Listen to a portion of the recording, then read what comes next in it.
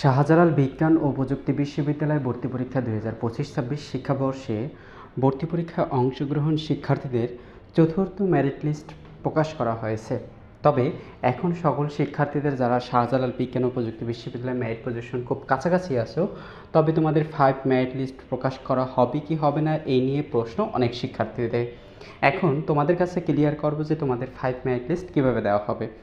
শিক্ষার্থী বন্ধুরা, তোমরা যদি শাহজালাল বিজ্ঞান ও প্রযুক্তি বিশ্ববিদ্যালয়ের ওয়েবসাইটে প্রবেশ করো, এখানে দেখতে পারবে যে কত মেধাক্রম পর্যন্ত চতুর্থ পর্যায়ে নেওয়া হয়েছিল।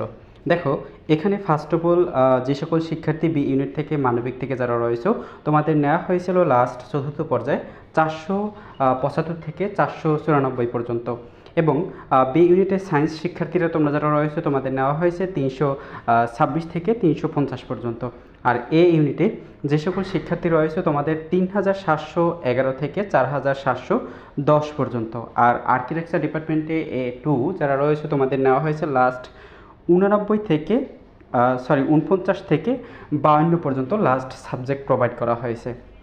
এখন তোমাদের নিচে একটা তোমরা ফোকাস করো, দেখো বি ইউনিটে শুধুমাত্র অ্যানথ্রোপোলজি সাবজেক্টে আসন খালি থাকা সাপেক্ষে তোমাদের এখান থেকে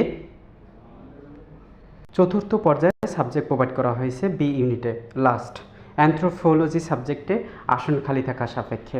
এখন তোমাদের এখান থেকে যদি কোনো শিক্ষার্থী সাবজেক্ট পেয়েছে, এখন কোনো শিক্ষার্থী রুয়েট, বুয়েট, কোয়েট, সুয়েট, তারপরে তোমাদের রাবি, জাবি এ সকল বিশ্ববিদ্যালয়ে কোনো শিক্ষার্থী শাহজালাল বিজ্ঞান ও প্রযুক্তি বিশ্ববিদ্যালয়ে সে একটি সাবজেক্ট পেয়েছে, অর্থাৎ ভর্তি হয়েছে, অলরেডি সে ভর্তি হয়েছে, এখন সে জাহাঙ্গীরনগর বিশ্ববিদ্যালয়ে ভর্তি পরীক্ষা দিয়েছে, সে এর থেকে একটি ভালো সাবজেক্ট পেয়েছে, সেক্ষেত্রে এখান থেকে সে ভর্তি বাতিল করে সে কিন্তু আবার জাহাঙ্গীরনগর বিশ্ববিদ্যালয়ে চলে গেল, বা সে জাহাঙ্গীরনগর বিশ্ববিদ্যালয়ে এই সাবজেক্ট থেকে ভালো একটি সাবজেক্ট পেয়েছে, সেই পরিপ্রেক্ষিতে তোমাদের এখানে আবার আসন খালি হবে, সেই ক্ষেত্রে তোমাদের কিন্তু 5 মেরিট লিস্ট প্রকাশ করা হবে। এখন তোমাদের কিন্তু এই চতুর্থ পর্যায়ে যারা মেরিট লিস্ট রয়েছে তোমাদের কিন্তু ভর্তি কার্যক্রম অনুষ্ঠিত হয়েছে গত 6 এপ্রিল।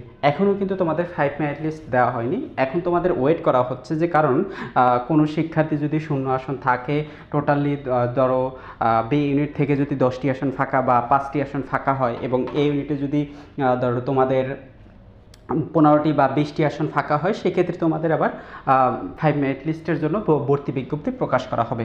অর্থাৎ তোমাদের ওয়েট করতে হবে, কারণ সকল তোমাদের যে